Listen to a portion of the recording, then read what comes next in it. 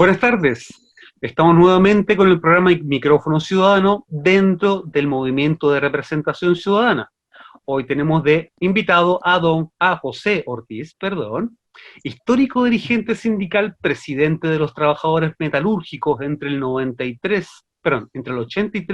y el 91, y secretario general de la CUT durante la primera década del siglo.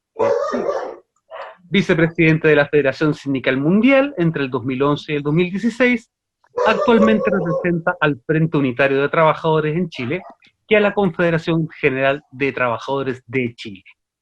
José, muchas gracias por venir con nosotros de parte de Denise y Daniel. Te agradecemos tu presencia con nosotros. Muchas gracias a usted por otorgarnos esta oportunidad de conversar sobre la vida y la situación actual de los trabajadores. José, el monto actual del sueldo mínimo es de 320.000 pesos, 320 lucas, bruto, ¿ya? Tiene vigencia hasta el 1 de septiembre, ¿cierto? Así marca la ley. Por lo que debe generarse una nueva ley este mes, agosto. ¿Quiénes son los que forman esa mesa de negociación con el ministro de Hacienda, con el Ministerio de Hacienda en estos momentos, y ustedes se sienten representados por los participantes de esta negociación? Mira, de acuerdo a las normas internacionales, que concretamente el convenio 144 de la OIT, quienes debieran participar en esa discusión debieran ser las centrales sindicales que existan en el país. En Chile existen 4 centrales sindicales y por tanto debieran ser esos 4 presidentes o representantes que debieran participar de la mesa de negociación, más el representante de los empresarios y el ministro de Hacienda y el ministro del Trabajo, a lo menos. Ellos deberían ser los que debieran participar, y es lo que hemos estado solicitando nosotros en nombre del FUT, para que sean convocadas las 4 centrales. Nosotros no somos afiliados a ninguna de ellas, pero sí trabajamos con la Central Autónoma de Trabajadores en varias acciones sindicales tendientes a mejorar la calidad de vida de los trabajadores y también la seguridad. Por tanto, sentimos de que estando ellos están una parte importante del movimiento sindical del sector privado, ya que también la CAT agrupa fundamentalmente trabajadores del sector privado. Ahora, no sabemos cuándo van a ser convocados y si van a ser convocados. Nosotros sí hemos avanzado en una propuesta que consideramos es la que debiera abrirse paso, toda vez porque que en Chile existen 2 ingresos mínimos.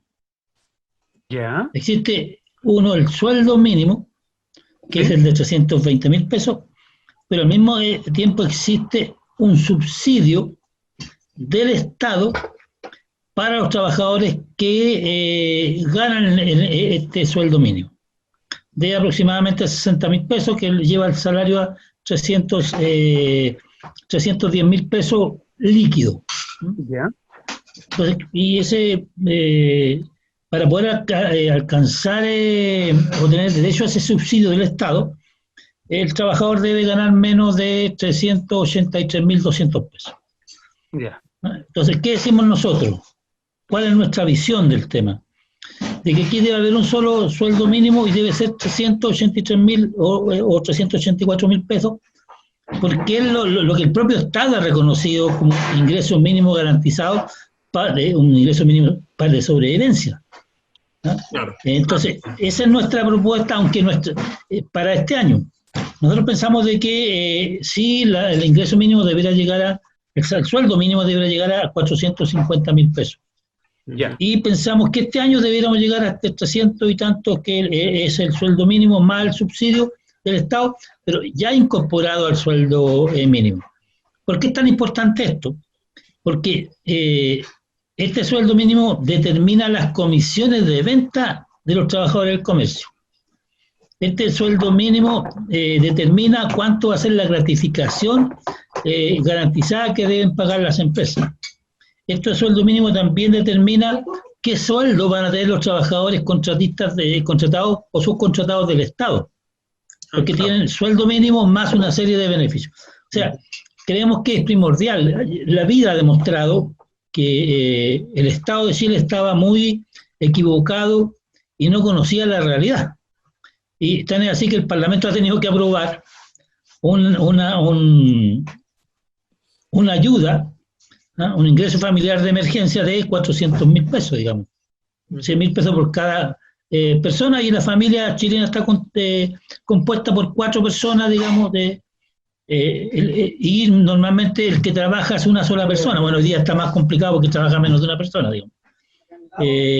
Pero pensamos que esa es una razón suficiente para que el Estado entienda, y por tanto el gobierno actual entienda, que el sueldo mínimo debe garantizarse en este valor de ingreso mínimo garantizado.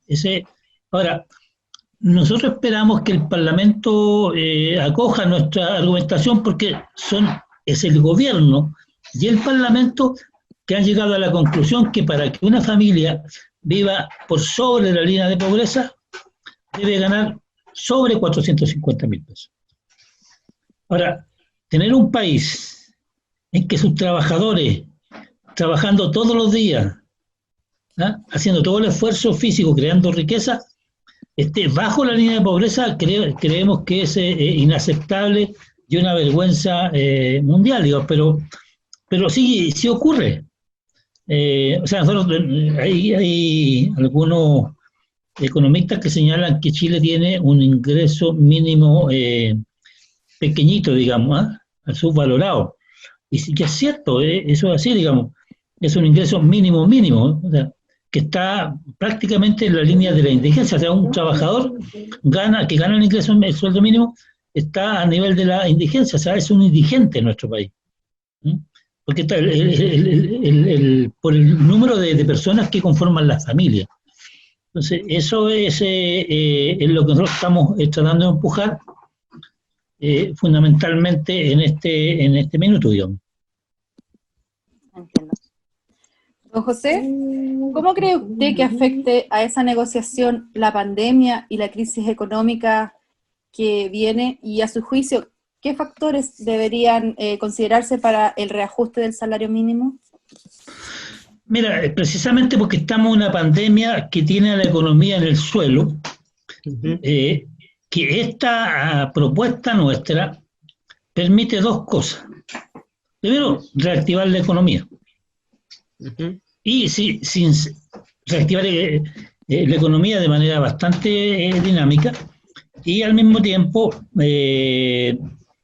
va a ayudar también a sincerar la verdad, pues va a permitir a los que trabajan comer todos los días y no solamente 20 días al mes, porque eso es lo que está ocurriendo.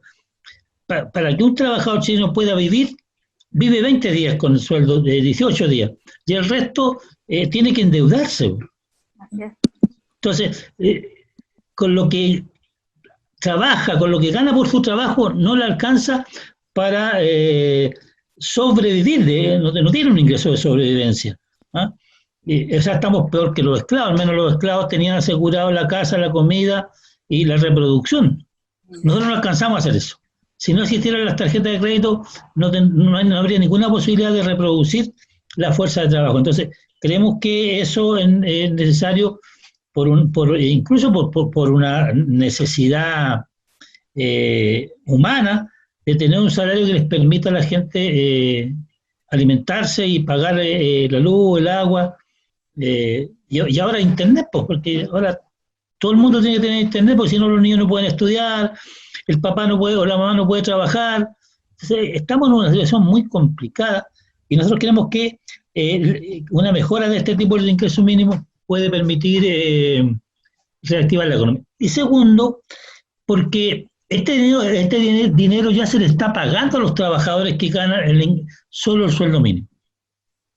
O sea, no es que estemos pidiendo que hay un cambio, efectivamente se va a producir un mayor ingreso a la economía, pero el Estado ya está subvencionando a una parte, para 800.000, dijo el gobierno, trabajadores están subvencionados por ello. Esa fue la cifra que ellos entregaron. Por tanto, si hay algún diferencial va a ser menor. pero que se resuelve incluso por esta virtud que produce el ingreso de más recursos a la economía, reactivando la economía y bajando los índices de la economía, el crecimiento económico, y reactiva a otros sectores de la economía, como el comercio, que es un activador muy importante del crecimiento del país. Claro. Ahí, bueno, quería preguntar básicamente dos cosas. ¿A qué salario mínimo aspira el sector? ¿No? ¿Cuánto dinero concretamente y por qué? Ya, mira, nuestra aspiración es que el sueldo mínimo llegue al nivel que fue fijado por el Parlamento del Gobierno para sacar a la gente de la pobreza, que son 450.000 pesos. Esa es la cifra concreta que han concordado los economistas. Nuestra petición básica es de 500.000 pesos líquidos.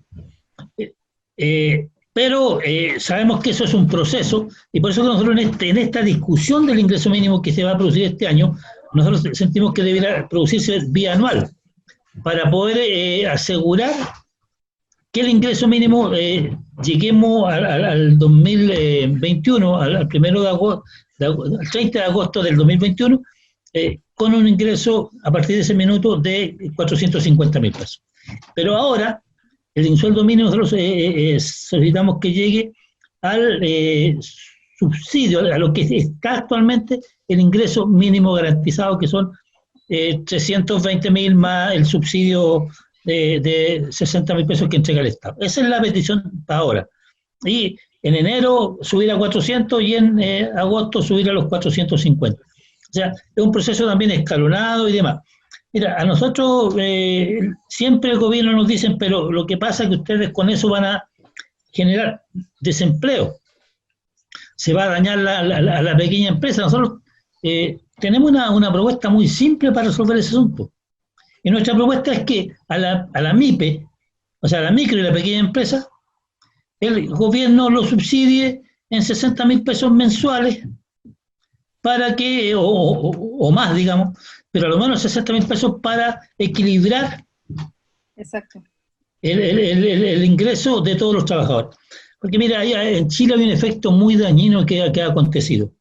Y es que las grandes fortunas han aumentado su riqueza. ¿Y por qué se puede pasar eso cuando estamos en una crisis económica? Por un asunto muy simple. Porque al final lo que está ocurriendo es que toda la riqueza se está quedando arriba. ¿Ah? Se está quedando arriba. Porque los sueldos y salarios son muy bajos. Entonces, la única forma que tenemos para que esto se modifique es dándole a los de abajo lo que de verdad, o parte importante de lo que se merecen, y evitando de que la riqueza se vaya para las grandes fortunas y todo el país quedemos colgados de la brocha, digamos. Gracias. José, hay una propuesta de algunos sectores para que el alza sea del alza del sueldo mínimo, que se da año tras año, después de una discusión, una negociación, que el alza sea automática. Ya que el alza que no requiere una negociación, no requiere una discusión, sino que automáticamente ciertos días del año, o cierto mes del año, suba, clic, de acuerdo a un algoritmo, alguna ecuación matemática, que tenga tal y cual factor, etcétera. ¿A ustedes les tinca, les gustaría esa situación? Y si les gusta, ¿qué impide que se realice? A ver, mira, nosotros los años, al comienzo de los años 2000, 2003, 2004, no, fue el año 1900, fue más o menos como el 2000, también en los años 90, llegamos a un acuerdo con el Estado de Chile, con el gobierno en ese minuto de primero Frei y después con Ricardo Lagos, de que el sueldo mínimo debiera tener como 4 componentes para moverse. Uh-huh. Según nuestra propuesta, básico la inflación, porque eso no es reajuste, sino simplemente ajuste.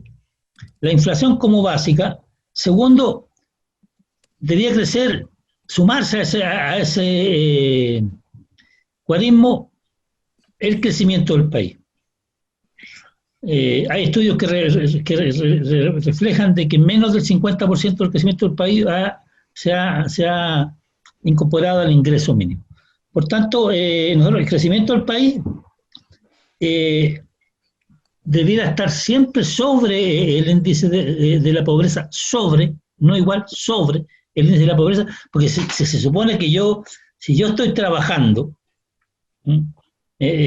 debo tener para vivir decentemente. Ahora, si no trabajo y prefiero el ocio, claro, puede ser que no tenga derecho a tener ese dinero, pero si estoy trabajando debo tener al menos la devuelta de la riqueza que creo, porque no se puede entender que nuestro país crece y los trabajadores decrecen, digamos, en cuanto a su calidad de vida. Crecen las deudas, ¿no? Claro, las deudas. ¿No? Y lo otro, que tiene que haber un crecimiento real, que en ese tiempo se llamó un factor de equidad. Ahora, entonces, con esos valores sería posible avanzar en un acuerdo. Ahora, pero antes que eso, nosotros consideramos que es vital para que de verdad no se sigan produciendo las injusticias que se producen, es que en Chile deben ponerse en ejecución, en aplicación derechamente, los convenios internacionales de la OIT, como son el convenio 87 y el 98. ¿No? Lo mismo que el convenio sobre seguridad social y el convenio sobre el tripartismo. Porque, claro, lo que hacen los gobiernos de turno es que negocian con sus amigos. ¿No? Claro. Entonces, dependiendo de quién tiene el gobierno, por ejemplo, este gobierno tiene o un gremio con el cual prefiere negociar. El otro gobierno anterior negociaba a veces con dos, a veces con uno. Dependiendo de cuál fuera la postura de uno, negociaba, que es una debilidad también que tiene el movimiento sindical chileno producto de su división, digamos. Con la cual nosotros no estamos para nada de acuerdo, digamos, creemos que la unidad debía de ser lo que primara, pero bueno, ese es un tema que para más largo rato, pero sentimos de que de haber un ajuste automático del sueldo mínimo, debía tener a lo menos 4 elementos bases para poder funcionar. Porque si no, nunca vamos a salir de la línea de la pobreza, nunca vamos a repartir equitativamente la riqueza. Y creemos que eso no es justo. Si queremos tener una sociedad desarrollada o mínimamente no confrontada, necesitamos que todas las partes sientan que su esfuerzo es recompensado justamente. Así es, mucha gente que trabaja más de 8 horas diarias y sigue estando en la pobreza, y eso no es normal. Exacto. Don José, considerando los triunfos populares que han habido últimamente al interior del Congreso, nombremos el 10% de la AFP, etcétera, ¿cree usted que haya mayores posibilidades de obtener un buen resultado en el alza del sueldo mínimo este año? Y si ha visto que existe apoyo de la clase política en conseguir esto y empresarial, un importante aumento del sueldo mínimo en Chile. Mira, nosotros sentimos que hay conciencia de que es necesario mejorar los ingresos de los trabajadores, ¿no? Y no solo porque haya voluntad política, sino porque también todo el mundo sabemos que si no resolvemos problemas de pobreza, de malos salarios, este país va a ser ingobernable en los próximos años, porque la gente ha tomado conciencia que tiene derechos y esos derechos no están siendo respetados. Por tanto, sentimos que en el Parlamento hay, hasta ahora han habido al menos, voluntad de avanzar en un ingreso mínimo, un sueldo mínimo mejor este año. Ahora, nosotros estamos trabajando en eso, hemos estado pidiéndole a varios parlamentarios conversar, a los propios partidos, la necesidad de conversar sobre esto, porque creemos que hay razones más que suficientes para escuchar a los trabajadores, ¿no? Claro. Esto no es una locura, digamos. Ujú. Si a cada familia le entregaron 100.000 pesos por cada participante en la familia, ¿por qué a los trabajadores que tienen también las mismas personas no se les va a dar un ingreso mínimo de sobrevivencia? No lo entenderíamos, no lo entenderíamos. Ujú. Sí. Entonces, bueno, ¿considera usted en este caso que podrían establecerse, por ejemplo, garantías al interior de una nueva constitución que estén relacionadas a la evolución del sueldo mínimo? ¿Cree que podría ser materia de una nueva constitución? Mira, nosotros aspiramos que en la nueva constitución queden establecidos los convenios sobre libertad sindical y negociación colectiva. Ujú. En función de lo que la Organización Internacional del Trabajo tiene ya acordado hace 75 años, o 72 años, porque el convenio 87 viene del año 48, y el convenio 98, el convenio 87 tiene que ver con el derecho de los trabajadores a organizarse en sindicatos y no ser perseguidos por ello. Y el convenio 98, que es del año 49, habla sobre la negociación colectiva y la obligación del Estado en promoverla. Entonces, pensamos que esos dos convenios deben estar claramente establecidos a la letra en la nueva Constitución, lo mismo que la garantía de un sueldo que esté por sobre la línea de la pobreza, un sueldo mínimo que esté sobre la línea de pobreza. No olvidemos que en Chile existió una norma que se llamaba el sueldo vital, que era aquel que le permitía a la gente vivir, digamos, ¿no? Eso fue desapareciendo y desvalorizando con el tiempo, pero en Chile existió esa norma y en un país que no era socialista, ¿no? Dentro del propio capitalismo, en una época desarrollista que hubo en nuestro país, y todo el mundo tenía asegurado, del momento que empezaba a trabajar, un sueldo que les permitía vivir ellos y su familia. Ahora, mi padre, y yo creo que el padre de todos nosotros, nos criaron a nosotros, y éramos familias grandes, no estábamos hablando de 4 personas, estábamos hablando de 10, 12 personas que tenían la familia, y con el sueldo del dueño de casa, del que producía, porque en ese tiempo las mujeres tenían menos posibilidades de tener un empleo, mantenía a toda la familia, y no decir que bruto, que éramos todos millonarios, pero sobrevivíamos bien y pudimos estudiar mínimamente y ser lo que somos hoy día, digamos, gente de bien. Entonces, por tanto, el tema del ingreso mínimo debe estar enarbolado desde ese punto de vista en la nueva Constitución. Y por eso nosotros pensamos de que es tan importante que los trabajadores y que el movimiento sindical se la jueguen en este proceso constituyente que está en marcha, y aseguremos la mayor participación de nuestro pueblo, de nuestros compañeros de trabajo, en la votación la aprobación de un nuevo proceso constituyente, y también que los constituyentes sean elegidos un 100% por el pueblo, digamos, no que nos vendan a meter esa cuchufleta de la paridad y que el 50% del Parlamento y 50% elegidos por la gente, porque eso refleja una desconfianza en los seres humanos tremenda, digamos, ¿no? Y querer mantener el control del poder en pocas manos, digamos, a 40 años ya de que Chile perdió su democracia. Entonces, todavía estamos muy atrasados en una sociedad democrática en nuestro país. Hay un atraso ahí inmenso que es necesario ir acortando esa brecha. José, entre paréntesis hay que hacer una aclaración. O sea, lo que usted se refiere a la paridad con la convención mixta. Sí, la convención mixta. Un grupo de políticos profesionales y un grupo de representantes de la ciudadanía. Vale la pena aclararlo. Sí, y lo aclaro por lo siguiente, porque se ha comenzado a echar a correr por parte de la derecha que la convicción mixta significa que van a haber igual cantidad de mujeres y igual cantidad de hombres, lo que es una falacia, una mentira absoluta, ¿no? Por eso que... Eso, hay una especie de engaño ahí, por eso es bueno aclararlo. Tengo una pregunta, hay una cosa que usted mencionó hace un rato, que eran las declaraciones de algunas personas que decían que altas muy pronunciadas en el sueldo mínimo podrían ser dañinas.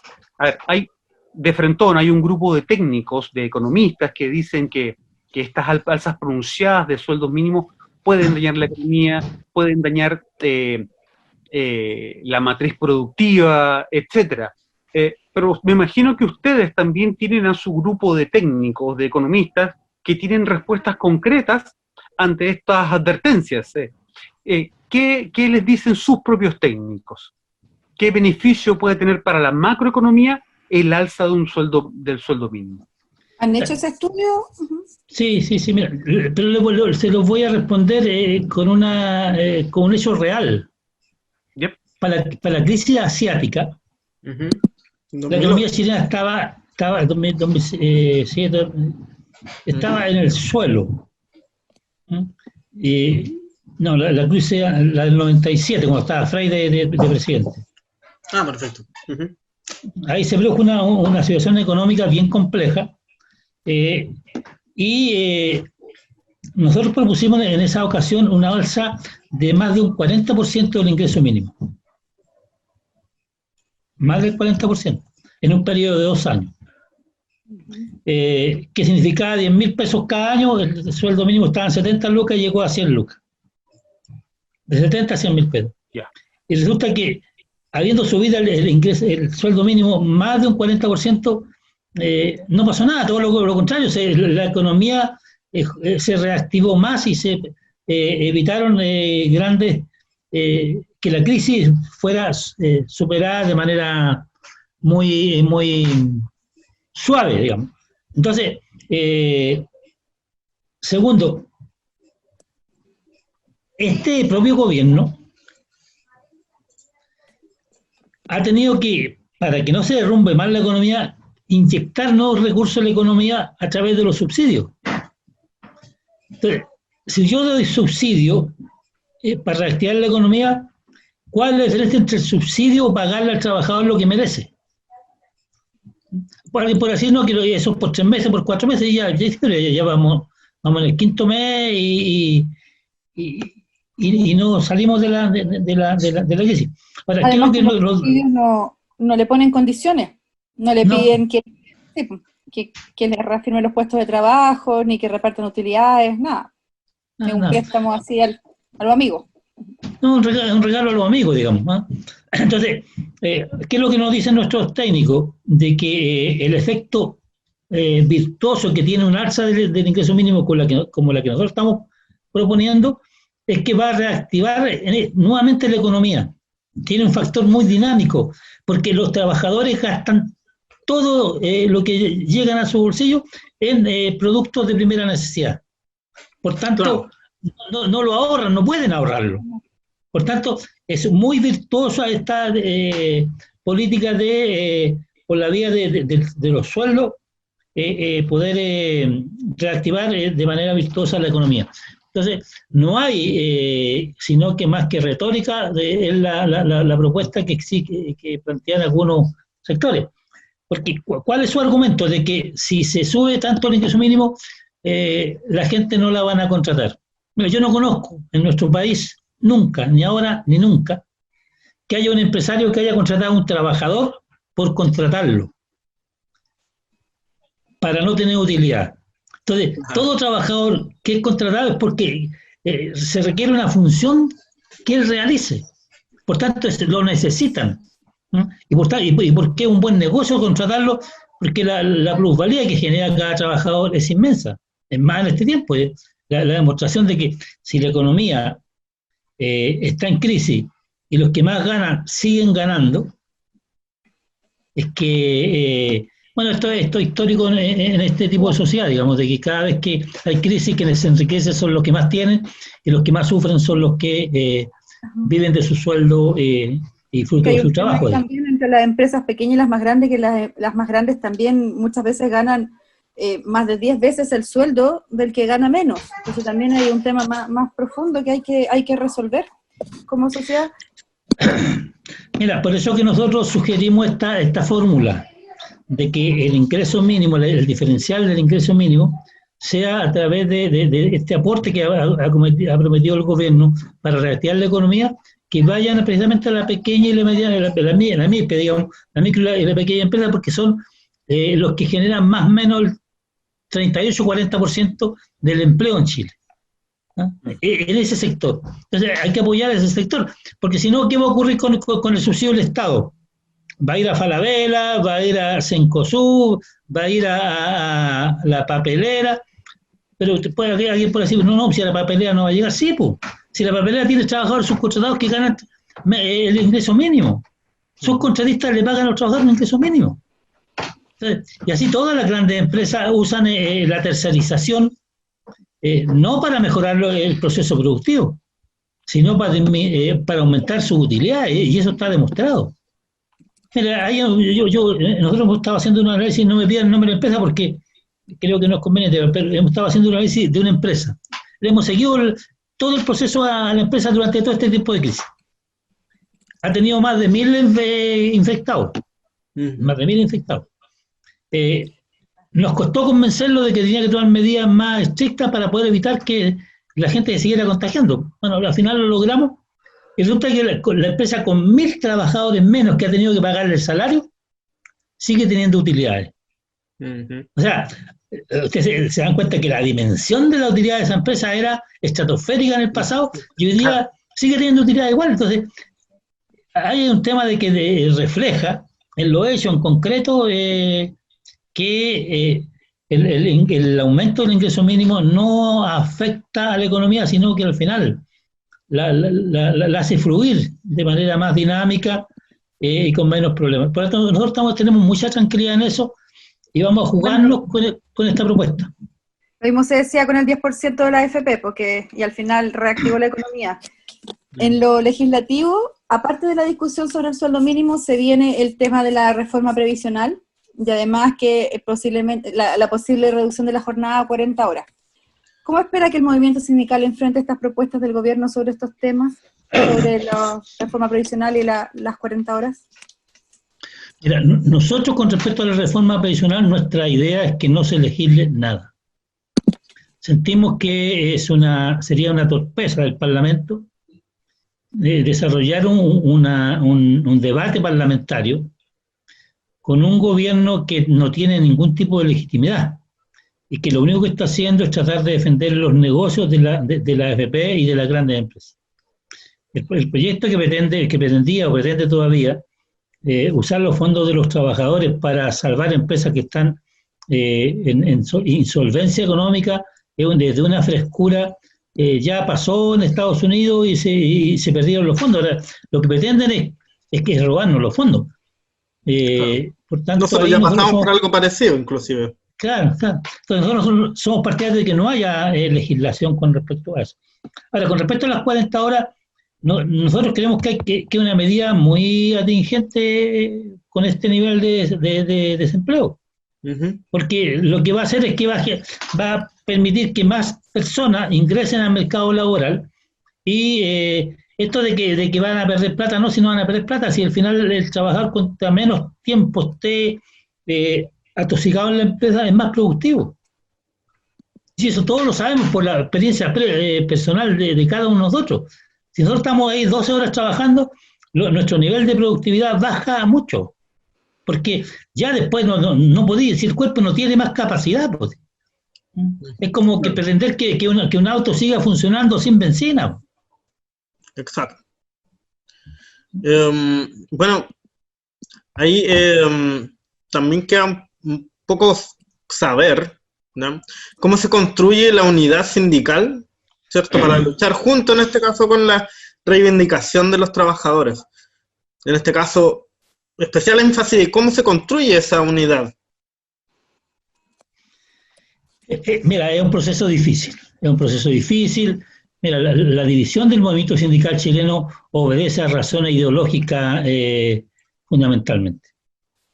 Esta idea de algunos sectores de crear centrales por ideología es lo que llevó a la división del movimiento sindical chileno.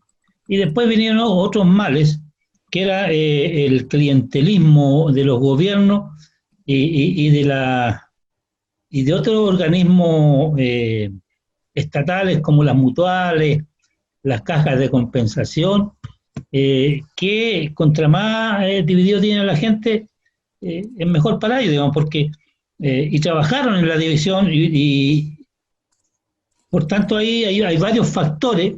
Uno es la división por central ideológica, dos es el tema de la intromisión de las organizaciones empresariales en las propias centrales, digamos, es tratar de tener dirigentes afines a esas organizaciones empresariales, lo que es un delito, pero está ahí, está casi legalizado. Está casi legalizado. Por tanto, es difícil.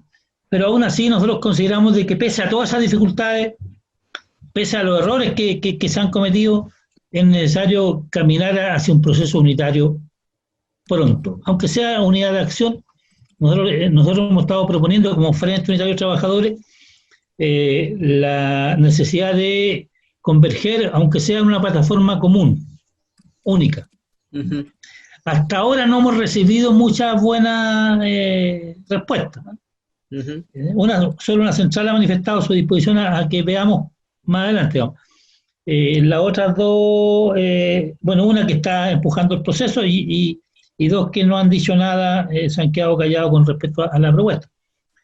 Nosotros vamos a seguir en ese camino. Nosotros somos convencidos de que la unidad de los trabajadores chilenos es lo que nos va a dar el espacio suficiente y el poder de negociación con el Estado y con el Parlamento y también con los tribunales. Si nosotros aquí necesitamos negociar con el gobierno, con los tribunales y con el Parlamento.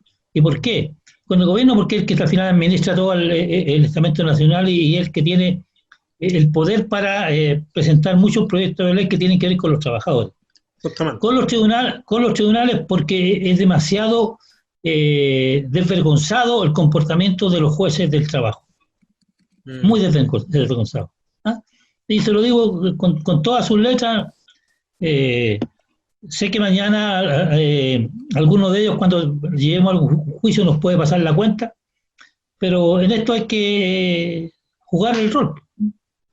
Podemos perder algún juicio, pero la verdad está en nuestras manos, digamos.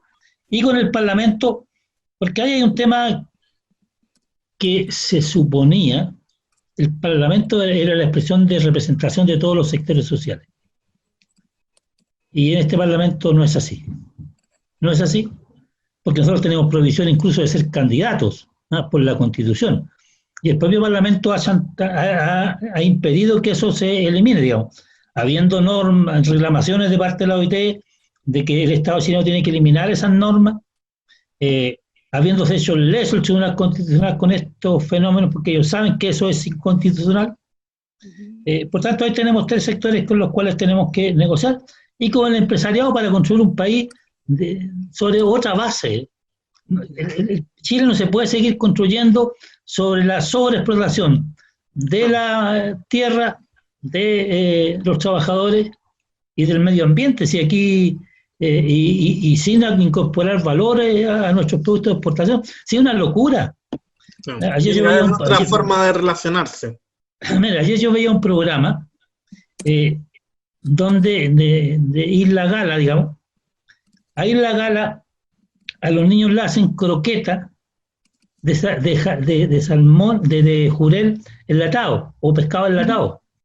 Y en Isla Gala está la mayor producción y pesca de la merluza austral, entonces es una locura. Sí, eso yo escribí un artículo acerca de eso, de que es bastante cómico a la larga, si uno lo quiere mirar con humor, de que tengamos, ¿cómo se llama?, que estén mejor alimentados los animales con la harina de pescado que procesan, venden y mandan afuera, que las personas con kilómetros de costa y con lo necesario que es para el desarrollo cerebral de todo el DHA, el EPA y todos esos aportes nutricionales. Entonces, la cosa está muy patas para arriba. Lo mismo pasa con la madera. Nosotros, todos los muebles que están llegando a Chile vienen normalmente o de China o de Italia. y nosotros vendemos la madera para allá, para esos países. Entonces, esto es una locura por donde se le mire. ¿Ah? Sí. Está la propia salmonicultura, digamos, que una depredación del mar. Entonces, hay un concepto de nación en el empresariado muy retrógrado, ¿no? Muy retrógrado. Si al final algún día se nos van a acabar todo eso, materia prima, ¿y de qué vamos a vivir? ¿Nos va a volver a pasar lo que nos pasó con el salitre? Entonces, sí, hay que tener una nueva mirada de país. Y nosotros creemos que en eso el movimiento sindical debe jugar un papel importante. Y eso deberían ser los ejes que nos unieran. Está bien, ¿no? A lo mejor el tema ideológico no nos vamos a poner nunca de acuerdo. A lo mejor en algunos temas políticos tampoco. Pero como nosotros fuimos elegidos para representar a los trabajadores, si cumpliéramos nuestra función, deberíamos estar unidos. Exacto. José, sabes que nosotros queríamos hacerte participar de una tradición que tenemos en este programa que le llamamos Bonus Track, que es una especie de juego. Nosotros básicamente nombramos algunos conceptos, tiramos algunos nombres y necesitamos que tú nos digas lo primero que se te venga a la mente. Son poquitos conceptos, pero la idea es que tú no la pienses, porque eso es trampa, sino que lo primero que te salga de la garganta es lo que pronuncies. ¿Ya? Vamos a empezar. Hay que disparar nomás ahí. Claro, Central Unitaria de Trabajadores. Terrible. Ya. Ignacio Briones. Un loco desubicado, ¿no? María José Saldívar. No sé. Ya. Inspección del trabajo. Inspección del trabajo. Fresco. Partido Comunista. Una pena. Por último, el sindicalismo en Chile. Muy atrasado. Perfecto. José, agradecemos mucho tu tiempo, agradecemos mucho tu franqueza. De hecho, el juego del bonus track nos resultó perfecto porque de verdad dijiste lo que pensabas. De verdad, desde el movimiento ciudadano, de representación ciudadana y del micrófono ciudadano, te damos las gracias a nombre de Daniel y Denise por haber estado con nosotros hoy. Sí, me junto ahí a las palabras de Ignacio. Muchas gracias. Muy amable. Bueno, chiquillos, nos despedimos entonces. Cerramos. Muchas gracias.